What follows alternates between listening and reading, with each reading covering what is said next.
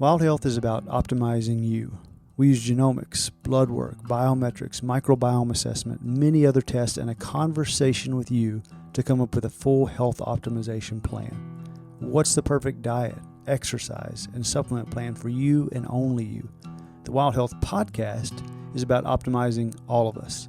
Here we cover the cutting edge science that gives you the base to be able to apply the personalized plan we give you as a patient. To sign up as a patient, go to wildhealth.com. Or if you're a physician or health coach and you want to learn how to do this for your patients, we're happy to help as well. Wildhealth.com for all the information on becoming a patient or working with us.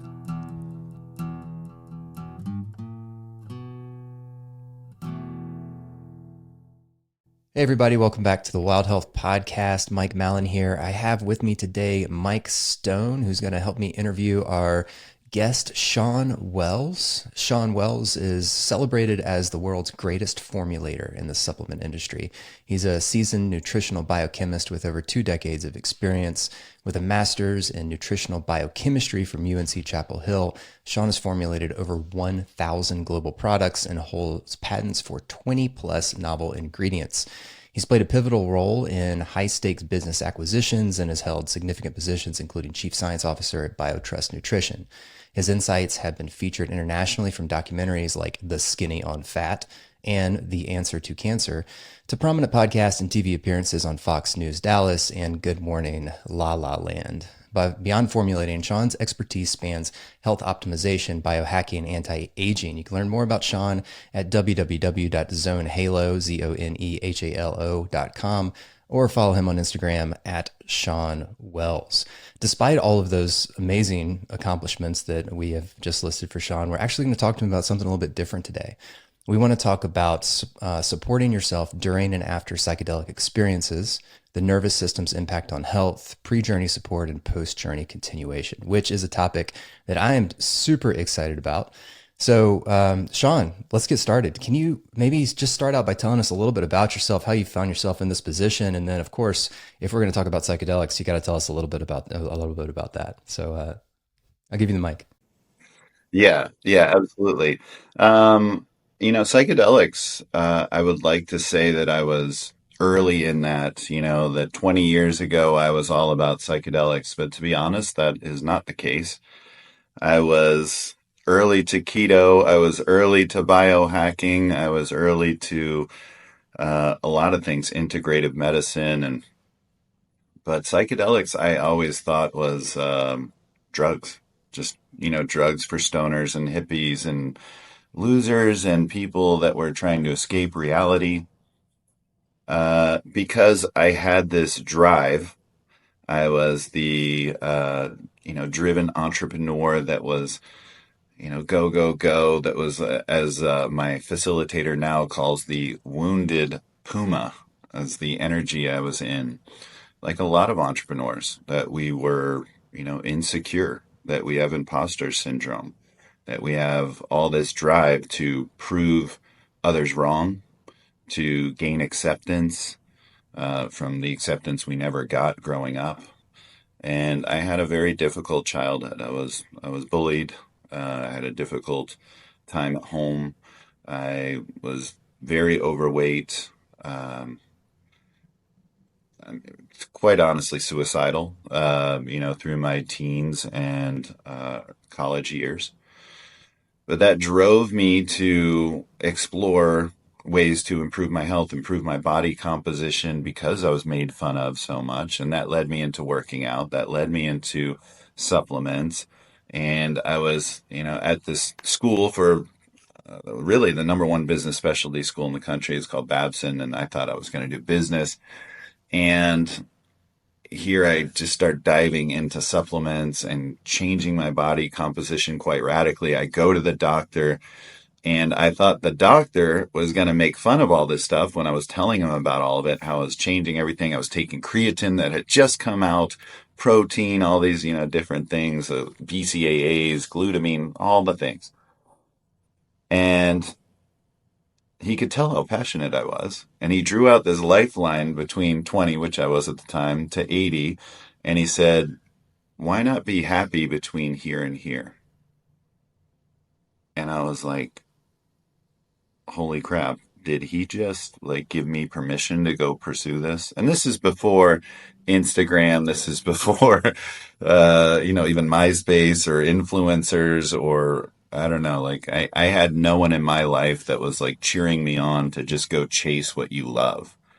Everyone in my life was like, do what makes sense, go make money, be a real man, stop effing around. And so this idea of going to pursue the thing that I love from someone who I respect, a medical doctor, it was life changing. And so that sent me down this path of like going to UNC Greensboro to get all these prereqs for several years to get all the sciences I needed, then get into UNC Chapel Hill to do the nutritional biochemistry, then become a chief clinical dietitian and biochemist. All of that was really set forth from this one man's words that had no need to tell me those things, but it changed the course of my life and therefore changed the course of many others.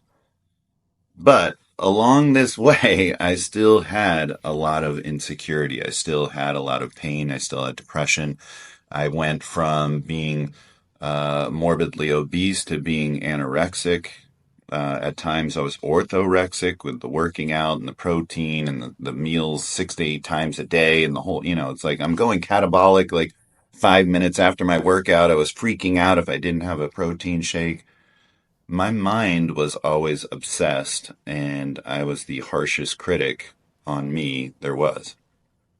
And so that led me to this eventual discovery of psychedelics, where I was very scared about the path I was heading down, despite all my success, despite being this world's greatest formulator, despite making millions of dollars, despite formulating hundreds to now thousands of supplements, to being the number one person in my space. I hated myself. I did not give myself love. Whenever I got on a podcast, like I got on Ben Greenfield, it's like, well, you suck because you're not on Joe Rogan. It's like no matter where I was, it was, I needed to be this one step higher to prove myself. And I eventually just gave in because I felt like there was nothing else. And, I heard, Tim Ferriss, Dave Asprey, these guys like are all doing psychedelics for biohacking purposes. So I told myself, well, I'm going to improve my performance, I guess, if I take psychedelics. And of course, it cracked me open and changed my life. And I was staring at the ceiling for hours after everyone was asleep on my first psychedelic experience with mushrooms, realizing something that you could tell anyone, and anyone would shake their head and say, yes, of course. But for me, I realized I could be loved. And for me, that was groundbreaking. I thought the idea of love, which I had never known in my life, I thought it was fleeting. I thought it was just an idea. I thought it was in movies. I thought it had to be earned. And it's not unconditional. And I never knew what it was like to hold it, to have it, to keep it. Like I always felt like I got it for a second, maybe, but then it was just out of my hands. And when I was in this space, it was one of the first times I actually did it with a number of celebrities and people. It was at a really interesting environment. I can't reveal all the people that were there. There's about 20 people that were there, but to be honest, I was probably the least important person that was there. So I didn't like brag about my resume in, this case. And most people didn't know who I was in this environment. And what I found was when I was deep in it, I was in this cuddle puddle on the floor, and there were people all around me. It was like one of these movies with the time lapse, people kind of coming in and out of the room, but like people were coming in and out to be around me, to protect me, to lay with me, to encourage me. And I was honestly stunned. I was like, what am I offering them? Why are they here? I thought people only wanted to interact with me because of the value I bring to them. And here they are sitting with me, snuggling with me, helping me, laughing with me, and I'm offering nothing. I'm just being. And for me, that was shocking. And it was something that I just stared at the ceiling the rest of the night after everyone went to sleep, just being blown away that I can have love. I can be loved. And that was groundbreaking. That changed my whole life. And it sounds, like I said, so obvious to say, but until you've felt it in your heart and anchored that, it's one thing to, rationally say, yep. It's a whole other thing to feel it and to know it. And that changed my life path. That I decided to seek love and intimacy in my life. I decided to stop grinding in my business and stop working 100 hours a week and killing myself. And I decided to pursue things that bring me joy and not just be about work and find passion in other things. And so that was life changing. Wow. Well, thank you so much, Sean, for sharing that with us. I want to first of all sign me up for a cuddle puddle. I don't know what I need to do to enroll in cuddle puddle school, but I opt in. The um, the I want to get us with that background, moving a bit towards, we're gonna end up, well, who knows, but I'm hopeful to end up and get some insight from you on um, some of the pre-post journey supplementation and how supplements can fit and interact with psychedelic journeys. But I think it's important and responsible of us to talk first about things like specific psychedelics and dosages, as well as the importance of good facilitation and setting and preparation before we get into any of the fine details on supplements and support. So maybe you could start us off and talk about how different individuals may need different modalities and dosages in terms of pursuing deeper healing with psychedelic therapies. And I'd just love to hear your thoughts too on like responsible and safe psychedelic use. Obviously, this is a podcast. We're not giving medical advice, yada yada. But just love your thoughts and insight on that. Yeah, there's several things to say here. There's the idea of minimal effective dose. There's also the idea medically, the do no harm kind of model. And I do think those kinds of concepts are important, that we start at the lowest possible dose and kind of work our way up and see what's effective. What I will tell you though, like for me personally, when I started exploring in terms of psychedelics, a lot of things that you hear is that the dose needs to be higher because you're a man, or you're a big man. Like I am, for me, like I'm maybe 225 pounds. I'm 6'3", so like oh, so it's going to take 5 grams of psilocybin mushrooms. That's not necessarily the case. What I have found is that it's not about body mass. It's not about being a man or having, being bigger size and it takes bigger doses. That's not what it is. It's really about the nervous system, where the nervous system is at. Now, because I was more type A, because I was pushing myself, because I was always in sympathetic nervous system, because I was hyper vigilant, yes, I needed bigger doses to overcome that. Let's say, for example, someone listening maybe doesn't have experience with psychedelics, but they have experience with drinking, like most people do. And you're somewhat drunk, you're out at a bar, you're feeling good, but someone cracks their head. Someone falls right in front of you, cracks their head, there's blood everywhere. What happens? Well, you're going to bounce like right out of it because you're going to go into sympathetic nervous system. You're going to have norepinephrine, epinephrine, cortisol, all these things come pouring in, and you're going to feel alert and awake and ready.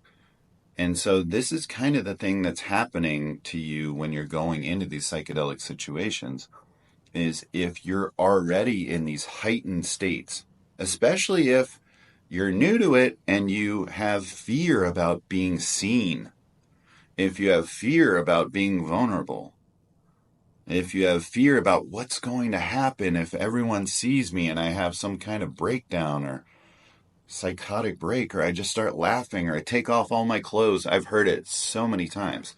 There's fear around that. And so if you're in this fearful state, if you're in a hypervigilant state, it's going to take more to overpower your nervous system.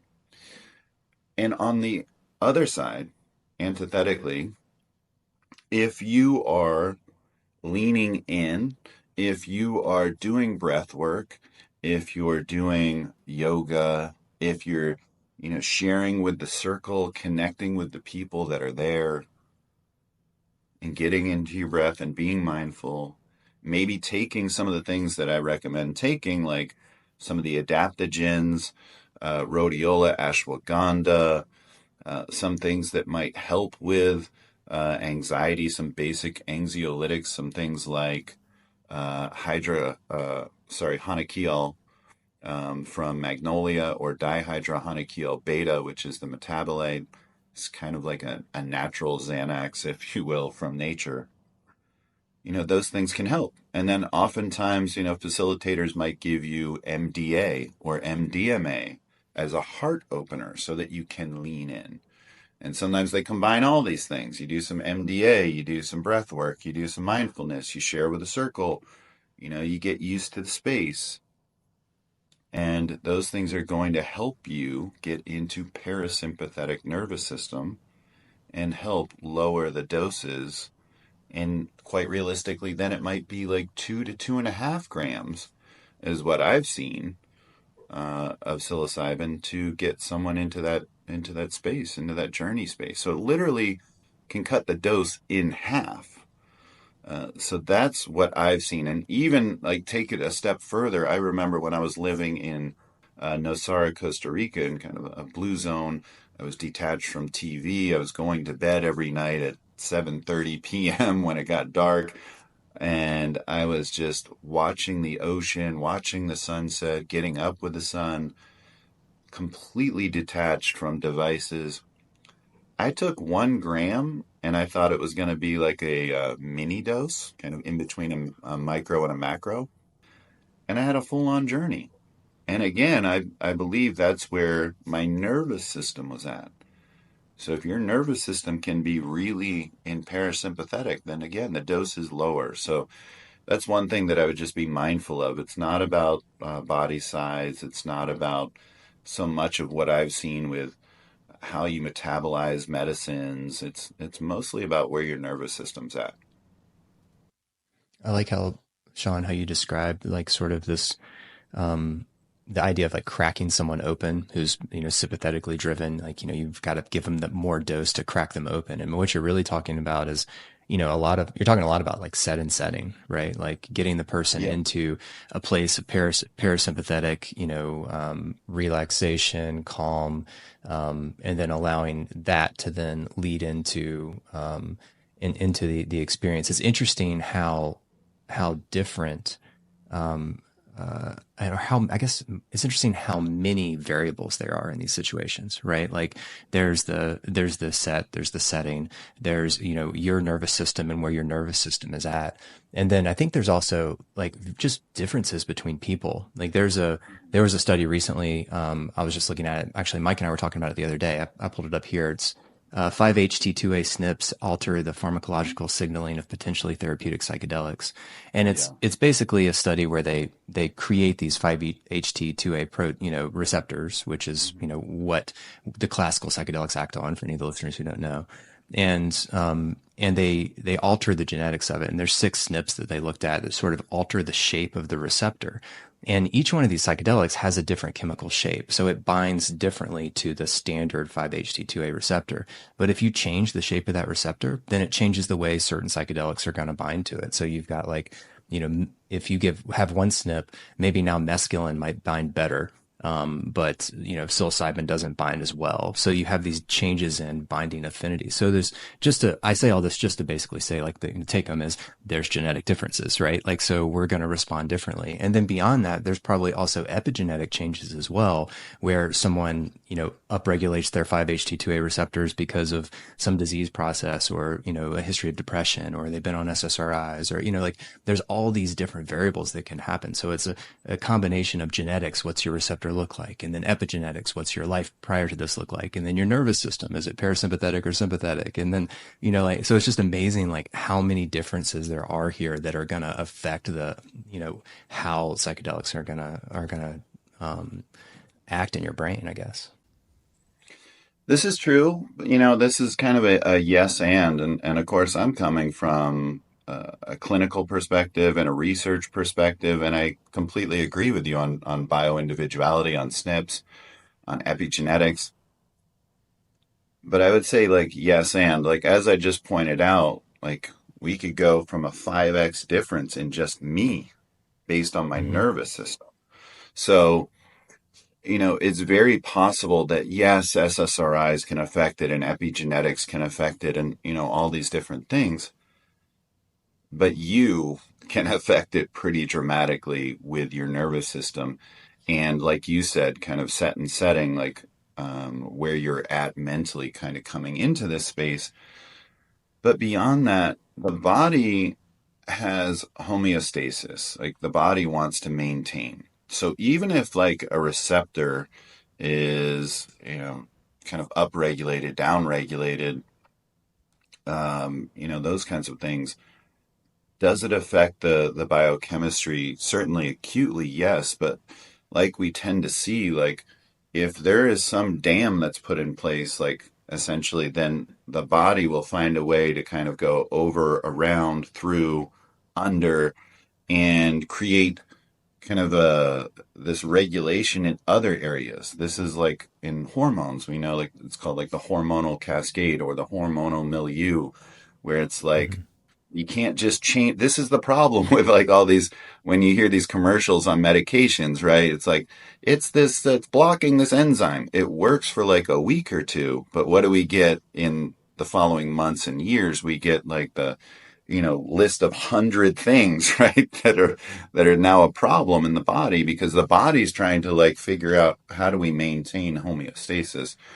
So what I've tended to find is that these things tend to work for people if they want them to work and if they can lean in beyond, like, the genetics, beyond the medications they're on, like the Mm-hmm. SSRIs. I've actually found largely that those really don't make a huge difference. Um, so that's what I've seen. But absolutely, and when you hear, there's certainly different medicines that suit certain people, but I feel like some of that may be physiological or neurophysiological, but I think more of it may be where you're at in your life, and kind of the medicine that's going to talk to you best.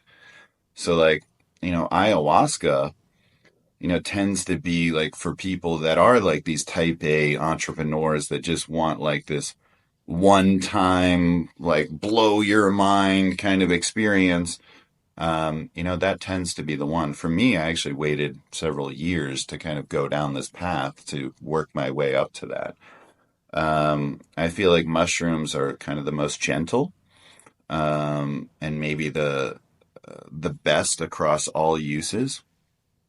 But certainly, one thing that I love right now is that people are getting exposed to ketamine, and that is legal. and they can go to clinics, and it is 1 hour. So now it's much more feasible for people to kind of do on their lunch breaks. And it's kind of opening that door to people being exposed to this. I have friends right now that could really use this psychedelic experience, and they're fearful of it, very fearful, going back to what I was talking about before. And they have a lot of constructs, and a lot of those constructs are tied into identity and tied into ego. And so you start unraveling that, and their fear is quite real, of unraveling altogether. And who am I? And so I would love for some of these people to get exposed to these medicines, and sometimes, doing microdosing of psilocybin or doing a ketamine clinic experience can be that door opening, and then being able to lean in and start going down that path. It sounds like, Shawn, that you feel that the setting and your nervous system are sort of the biggest lever that we can pull on to affect our experience, right? So maybe we can talk about that for a minute, and sort of in the from the light of looking at set and setting, because that's readily modifiable, right? That's something that we can easily create in a way that's productive and safe. What are things that you think of in designing the perfect set and setting for a psychedelic experience, to, I guess, first create safety and then, I don't know, maximize benefit or maximize utility of the experience? Right. I mean, literally, we think about kind of the Maslow's pyramid, right? I mean, that's kind of the idea going into the psychedelic experience, is like we want to work towards like self-actualization. We want to like open the operating system and live our best lives, right? So we're trying to get up the pyramid towards that self-actualization, or maybe even a step beyond that, where we're kind of in the great beyond, or like the egg. If you haven't seen that video, watch that video. It's really, really profound. There may be things certainly beyond what we're seeing in the 3D, and, going into the quantum and the 5D, and we can get all, deep on all that. But if we don't have safety at the bottom, we can't work our way up to self-actualization. If you're worried about being with this male facilitator because you've been molested your whole life, doesn't matter whether this guy's the greatest guy, nicest guy, most brilliant person, helped 100 other people, everyone's saying he's the best. If your body doesn't feel safe, you will not get to these higher levels, period. So don't gaslight yourself. Don't ignore what you're feeling. Acknowledge those things and say exactly what I'm saying. Look, he may be the greatest guy, just not for me, not right now, not where I'm at. I need to feel safe in my body. That's really, really important, because I know most of my life I was dissociated. I was not in my body. I was not feeling a lot of these things that I was supposed to be feeling. I was gaslighting myself a lot. I was abusing myself a lot. And I didn't want to feel all the things I was feeling, so I was just dissociated. And then I took pride in how much pain I could endure, whether it's lack of sleep or, long work hours and all these kinds of things. I could do all those things better than anyone, because I was just a pro at dissociating. I wasn't good at being in my body, though. So it's really important to feel safe. And this is where you have to feel that out and not take someone else's word for it. If the facilitator doesn't spend an hour or 2 hours getting to know you and doing a deep dive on your medical history, on your psychological history, on your background psychologically, what you've been through, whether you've been abused, like what some of these triggers might be, what you might need to feel safe during the journey. If they're not doing those things, then this is not the right person. Next up, I think that I would say is, do you have your sovereignty? and that's really, really important, is that you're not going into a space where facilitators are gurus telling you what to do. You contain your truth. You need to just go inwards and find that truth. And quite often when we're in these medicines, that's what we're coming to grips with, is the truth that we already know. But constructs and people around us and systems and whatever, all these things are kind of recreating what the truth is, and we're burying the truth. But when we get into these environments, all of those constructs, ego, identity, default mode network, all of these things are turned off and outside. And now we're going inside and seeing the authentic truth with no frames, no filters. And so being able to certainly have a facilitator guide you through that, facilitate you through that, great. Like my facilitators, what they usually do is say, tell me about that. Interesting. Okay. So how does that make you feel? What do you think about that? That's how you get guided through this space, to where you become reliant on you, to where you are guiding your own truth. And it's not someone telling you what your truth is. It's not someone telling you what to do. Those are not good situations to be in. An integration is someone that is guiding you on keeping you accountable through you living your truth and putting those pieces into play that you said you wanted to put into play, and challenging you. So that's where a facilitator, to me, plays a massive role in facilitating you and your truth, and not telling you what to do, not taking away your power and your sovereignty. Remember, the only power they have is the power that you give them. And the power that you may lack is the power that you gave away. And that's really, really important to remember in this space and in life. We want to come out of these spaces empowered, because it's not just about the journey. The journey is the awakening, the serendipity, the epiphany. But the difference from there is what you are going to do for the rest of your life. How are you going to put this in place?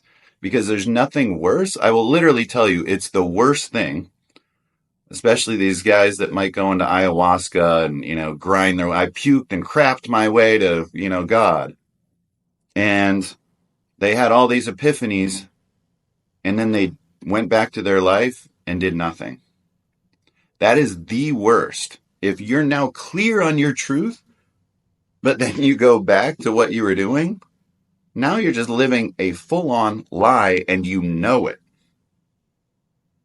And that is complete cognitive dissonance, and that is not a good place to be. So, it's one thing when you're not really clear on your lies, or you're not really clear on your truth. But when you go through those experiences and then don't put it into practice, that's the worst thing that I've seen. I feel like the puking and crapping your way to God is like the opposite of the cuddle puddle. It's a different kind of puddle that you're in. Yeah, I that's a great point. That is a great point. Just quickly, Mike, like one of the things that I found early on, like, because it was the biohacker mentality, is I was always trying to like work on myself, like I was broken going into journeys. And when I finally realized that it wasn't about inner work and bringing the grind into the journey, and my intention I set going into the journey was play and playing my way to my truth and who I am, the whole thing changed. I have I definitely think intention setting is a mixed bag, and can often turn into expectation setting, which can be quite counterproductive. I love what you said about finding the right facilitator, and I think there's been a lot in the popular media recently, and a really interesting podcast, if nobody has listened to it, on that I'm blanking on, from the New Yorker, around all Cover of the story.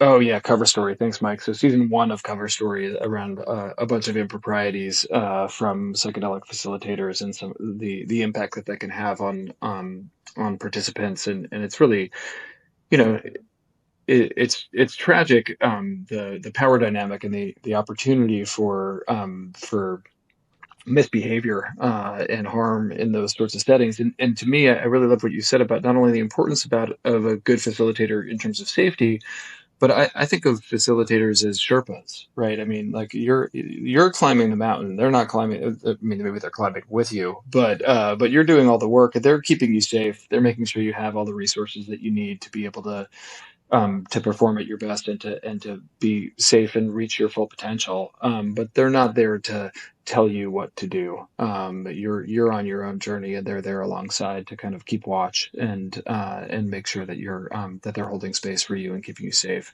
Um, Maybe moving a little bit into, like, okay, you're someone who's curious about embarking on a psychedelic experience, and you have a trusted community, you have a trusted facilitator who's really dug in with you and gotten to know you, and no clear contraindications for you, and this is a decision that you're feeling positive about, maybe a little nervous or excited, but you want to go there.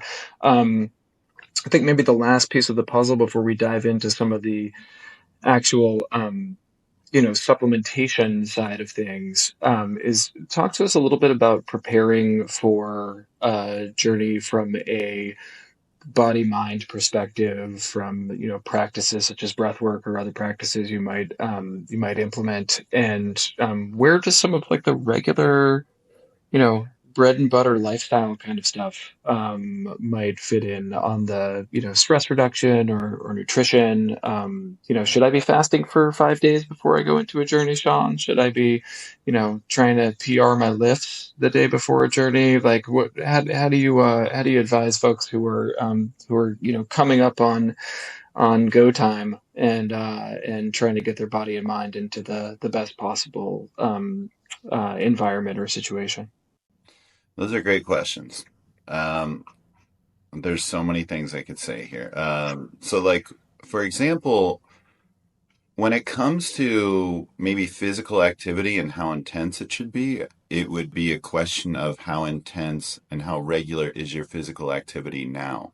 Just like a woman that's pregnant, I've seen women that are 8 months pregnant that are doing HIIT, that are doing CrossFit, that are, doing these things, but that was the pace that they were at all the way through there.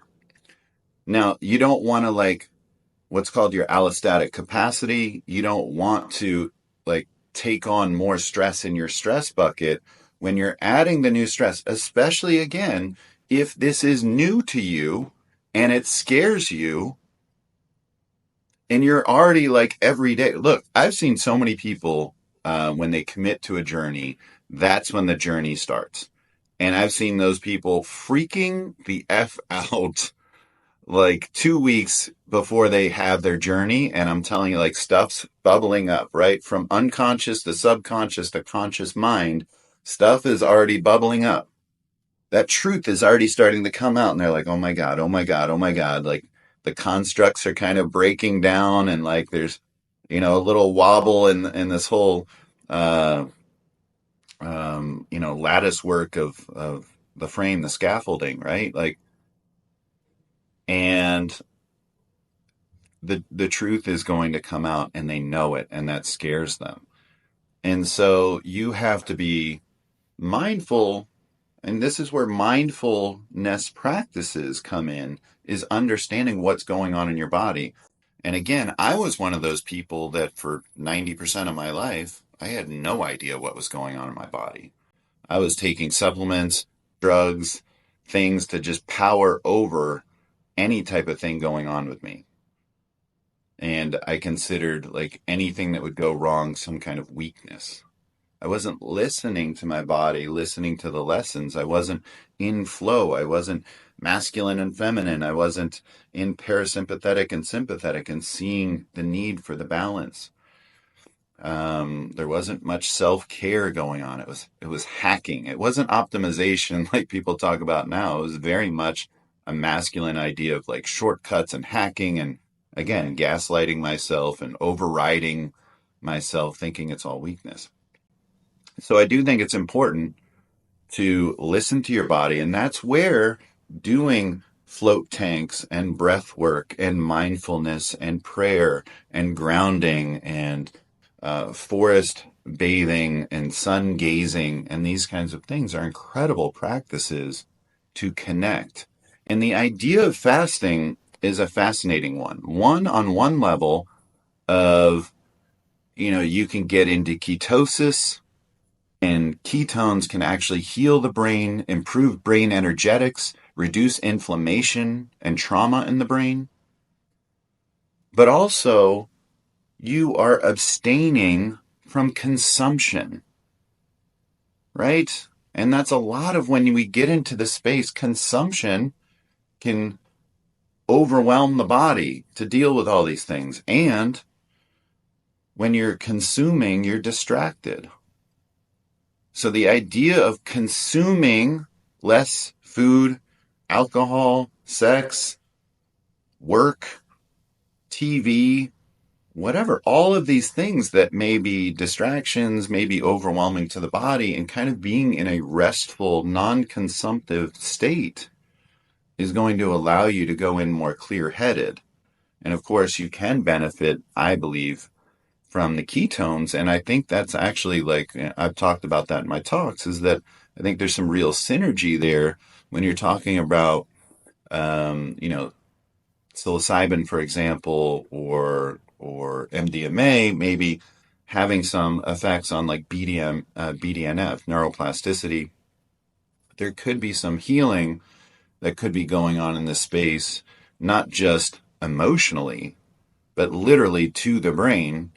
And there could be synergy with being in a ketogenic state, where ketones are upregulated, as well as in fasting, we see autophagy and mitophagy, where there's that cellular detox and a kind of cleanup going on. And then we see even, stem cells upregulated and a lot of these kinds of things where there is like a systemic healing that's going on physiologically.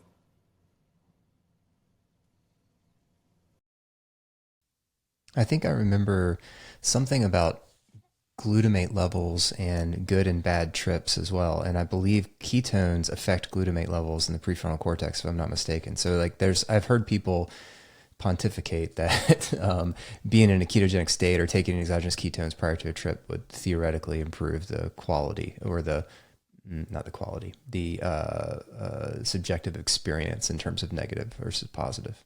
Yeah, that's one of the things I talk about, is, doing some things to upregulate ketones could be high intensity interval training, like glycogen depletion, essentially. It could be being on a ketogenic diet, fasting, using exogenous ketones or C8-MCTs, glucose disposal agents like metformin, berberine, dihydroberberine. Some of those things could help augment ketogenesis.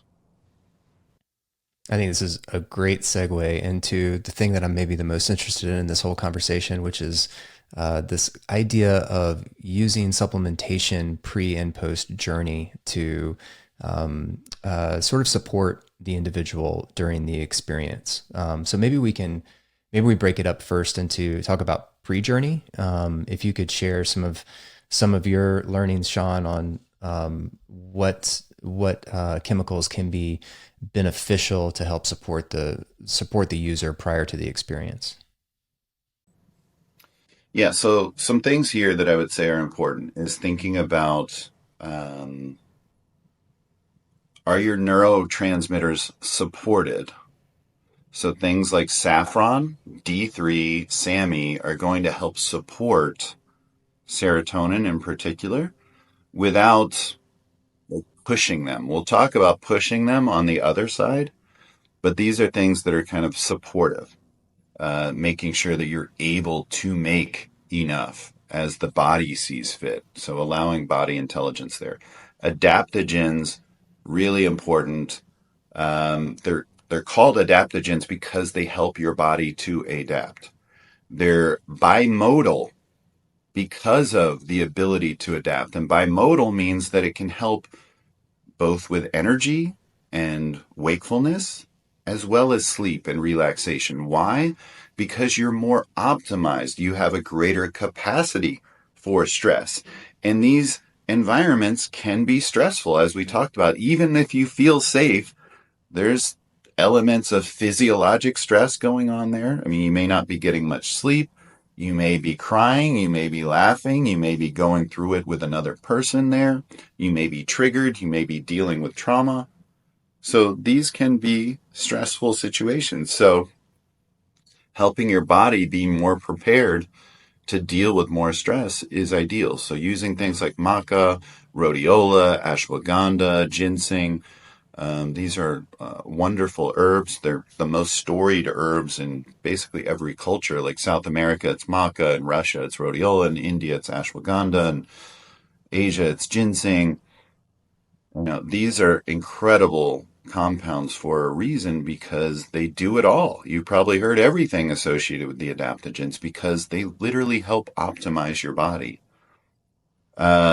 Next up, hydration and electrolytes. I know this gets played out a lot, but most of us are dehydrated.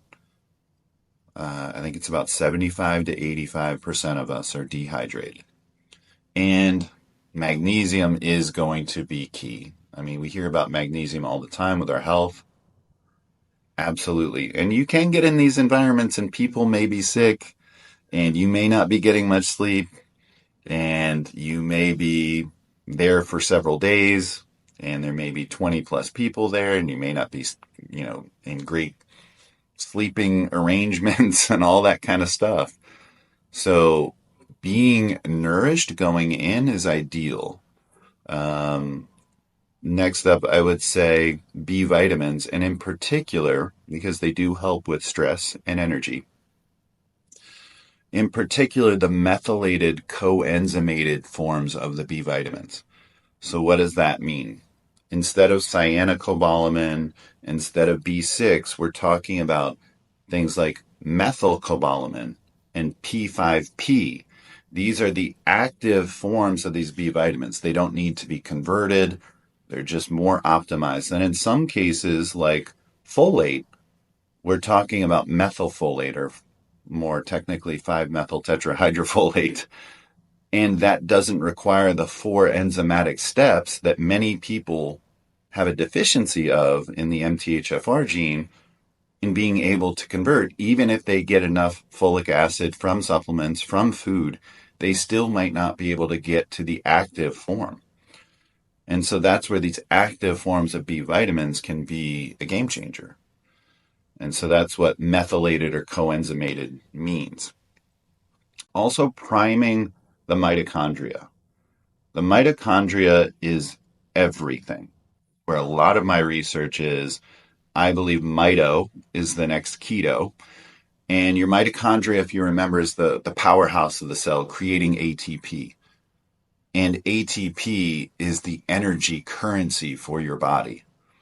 And when we have mitochondrial dysfunction, that leads into essentially metabolic syndrome. That leads into faster biological aging over chronological aging. Certainly a shortfall of energy that in the body is known as insufficient cellular energy, ICE, or in the brain it's known as brain energy gap. And that shortfall of energy leads us down the path of nearly all disease. Almost all disease is not genetic, it is metabolic. And so cancer, Alzheimer's, all of these things we're now seeing to be metabolic in nature. And at the core of that is mitochondrial dysfunction, one, and then not having enough mitochondria, two. So that's where mitochondrial biogenesis, creating new mitochondria, as well as protecting mitochondria. And that's where certain nutrients like ergothioneine, which is potentially a new vitamin, That is a mitochondrial antioxidant, literally protects the mitochondria, not the cell, but the mitochondria, which makes it a very different antioxidant. And things like PQQ and CoQ10 are nutrients, antioxidants that are involved in the electron transport chain and the crank known as the Krebs cycle or the citric acid cycle that's creating ATP that is so critical. And then things like NAD, as you might have heard, skewing that NAD to NADH ratio that happens as you're going through that citric acid cycle is going to play a role in protecting DNA into increasing your capacity to create ATP, and also activating the sirtuin genes associated with longevity. So, potentially taking more niacin, more NR or NMN, or even getting NAD IV, could be good going into the situation. For example, Dr. Matt Cook does the ketamine reset, where when he administers ketamine intravenously, he also administers NAD, also CoQ10, and also at times the stem cells or other biologics, things maybe like V cells or PRP or whatever it is, because your body's primed at that point. When you're neuroplastic, you're also physioplastic. Like you're really primed to make use of these nutrients. You're primed to make use of these psychedelics. So I do think there's very much a future in kind of crossing over kind of ancient technologies and future technologies to where we're bringing these together. I think a lot of times these nutrients or biologics may not have much effect because people are in sympathetic nervous system, because people are not able to kind of rest and digest or utilize these nutrients well because their body's in a defensive state and not in a state able to be primed for utilizing these things in the best way possible. And lastly, speaking of priming for plasticity, taking something like lion's mane, which you've probably heard of with BDNF and neuroplasticity, but in particular, there's two other compounds that far exceed lion's mane, and it's 7,8-dihydroxyflavone and its metabolite 4-DMA 7,8-dihydroxyflavone. And these compounds are fascinating, and they actually outperform injected BDNF protein. And these are amazing. So I've been using these for years. And if you want to maximize neuroplasticity and really maximize the impact that can be had on your brain rewiring, because that's what it's about. It's about neurons that fire together wire together. And I'm sure you've heard Michael Pollan talk about kind of that unwiring. And instead of going down the ski tracks that are already there on the mountain, it's like throwing the fresh powder over those ski tracks. And now you can make your own path, whatever the best path is. And so that is where neuroplasticity is critical, leading into the journey, and then certainly what I recommend post journey.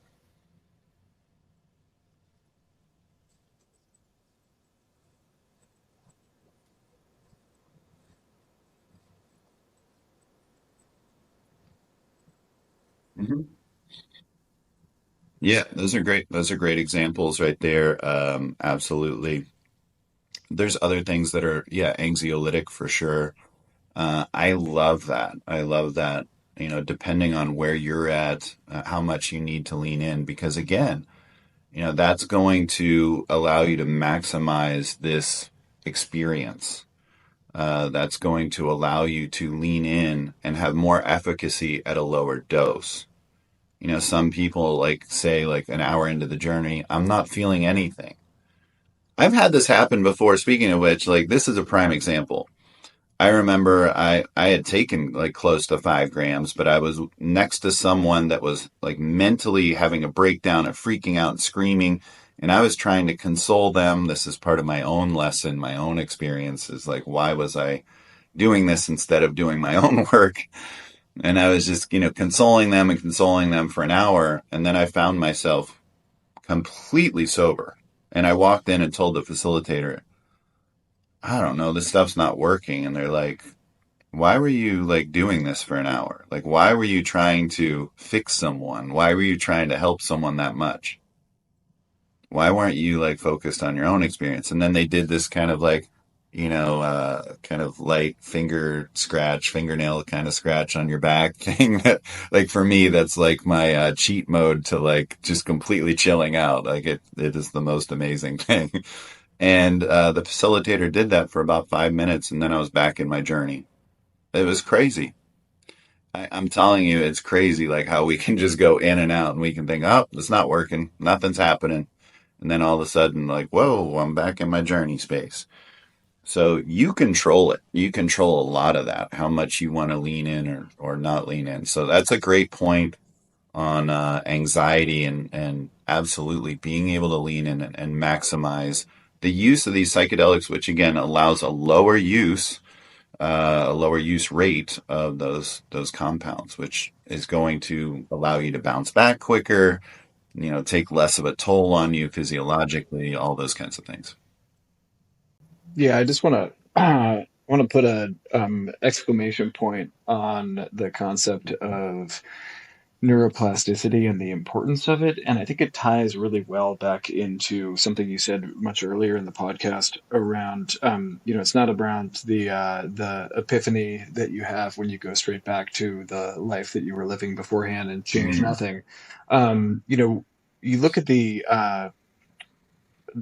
bulk of the data on intravenous ketamine use for treatment-resistant depression, PTSD, and most of those studies were done with zero point 0.5 milligrams per kilogram over 40 minutes of IV ketamine, which is a very sub-dissociative dose. Many patients, and I have experience with this on the provider side, and I've spent a lot of time speaking to people in this space and reading the literature. You don't need to have an epiphany. You can have an experience that Totally. feels just kind of mellow and not that really transformative. And then when you start doing serial symptom severity scores,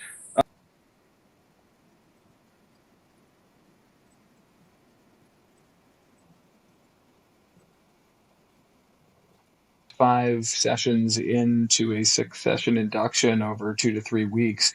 And they go, yeah, I mean, I haven't seen much in my journeys. And then you look at their severity scores and they no longer qualify for a diagnosis of treatment resistant depression, or they no longer qualify for a diagnosis of PTSD. So I think I bring that up to emphasize your point around neuroplasticity really being the goal, and rewiring really being the goal, and also to give, um, hopefully some listeners may have had an experience that wasn't exact, and this again ties to like intention versus expectation. Maybe it's not exactly the epiphany experience you thought it was going to be. That doesn't mean it isn't an opportunity and that it doesn't have potential real value for your healing, even though you may not have had a content filled experience that was the Freudian enlightenment of like, oh yeah, that's why I've been messed up my whole life, because my mom said this to me when I was 6 years old. So the content may actually be detached from the neuroplastic improvements and healing that we can undergo. um, and then I wanted to reality check the supplement stack, because if I were going to take saffron, SAMi, maca, rhodesia, ashwagandha, ginseng, methylated B vitamins, ergothioneine, CoQ10, 7,8,5 hydroxyflavone, which I'd have to hit you up, Sean, because I have no idea where I would even find that, L-theanine, and GABA. Like, I don't know if I'd have any room in my stomach to take a psychedelic. And I'm obviously, like, I'm saying this like half in Yeah. jest, but if if you were going to give a bottom line up front, you have a close friend, you're not giving medical advice, who says, Shawn, I'm going to take 4 or 5 supplements before I go into my experience, from a sort of rank priority level, like what would be like the top 3 to 5 that would pop into your mind? Well, so man, there's so many great things that you said there. Wow. So first off, I was talking about kind of pre-journey, but not necessarily that day. That day, I don't recommend taking anything. Maybe as Mike said, with some kind of anxiolytic as needed. I actually recommend hydration, electrolytes, L-theanine, and some of the B vitamins like in your water, and no pills the day of. So I'm talking about kind of priming your body like in the weeks prior, taking these adaptogens and taking some of these things mitochondrially, etc. So that's the way I would approach it. So that's a great point. Thank you for that clarity. And I agree on the neuroplasticity front. That's a great point. Really, and this is why I believe traditional psychotherapy is not, and this could be controversial in and of itself, is not that effective alone. And same and the same token, hear me out, like psychedelics may not be that effective alone. Psychotherapy plus psychedelics, very effective in all the studies we've seen. And And so it's because psychotherapy, like we're dodging, right? Like default mode network is on and ego is on and neuroplasticity is low, especially if you're depressed. It's almost nothing.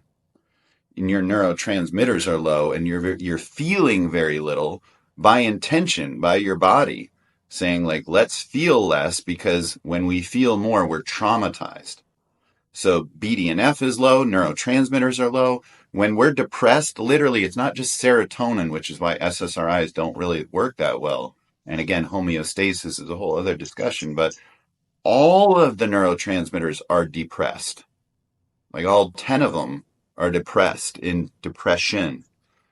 And that's where like a global or holistic approach to turning on the brain, turning off default mode network, to increasing neuroplasticity in these environments is going to allow for change to take place. Because when neuroplasticity is low, you're not going to rewire. When the default mode network is on, you're going to hold tight to that trauma because it is your identity. You're going to hold tight to those constructs because it's your identity.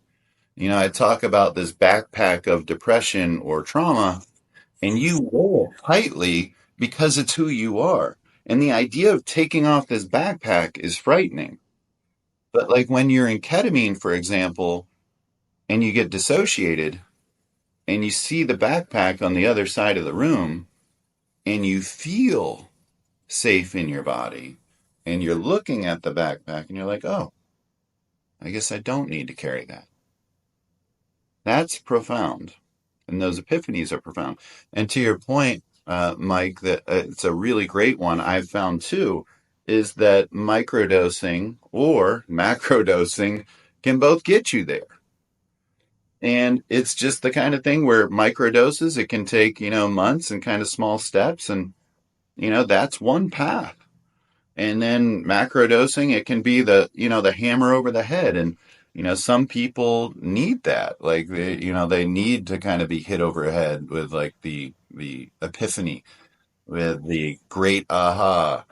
But some of us like can, especially if you're kind of experienced, then you really appreciate the microdosing. And that's helping you think about who you are. Again, getting back to that wounded masculine and all that kind of stuff where I need to be hit over the head because I'm never in my body. If you're good at being in your body and sensing nuance, which is critical to this path, well, then microdosing is definitely something that can be amazing at gaining that kind of clarity, understanding, like feeling like these little differences in your brain, in your body, like saying like, oh, like Normally I would have been triggered right there. Interesting. Well, yeah, I've been doing my microdosing. I wasn't triggered today. That's cool. This guy just cut me off. It didn't, like, I actually felt bad about that guy. I was thinking about maybe he's had a bad day. Well, isn't that interesting? So that's where microdosing can be, very profound. And I kind of like a blend of the two. Like maybe, for me, what's worked well is maybe 2 to 4 journeys a year and, some microdosing following up after a journey puts me into that neuroplastic state. One thing that I've actually worked on, this may be really interesting for you guys, is trademarking this idea and really working on it quite a bit. It's this idea called echo dosing. So one thing that I've been exploring is, say you have, B plus or penis envy or, something like that for your psilocybin.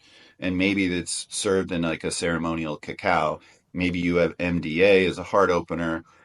Maybe the next day to process and integrate, you have Wachuma, which is also called San Pedro. Unbelievable substance. Love it. Love it, love it, love it. We could do a whole show on it. But what if I microdose all of these things in that correct ratio, prepared by that facilitator, maybe, and we're all taking it as this group that went through this experience? So that exact mushroom, that exact cacao, that exact MDA, and I'm taking these other substances that are going to help, that are fully dosed in my neuroplasticity and recovery. And what if I take microdosed those things that are going to help with my recovery, these different vitamins and nutrients during my journey?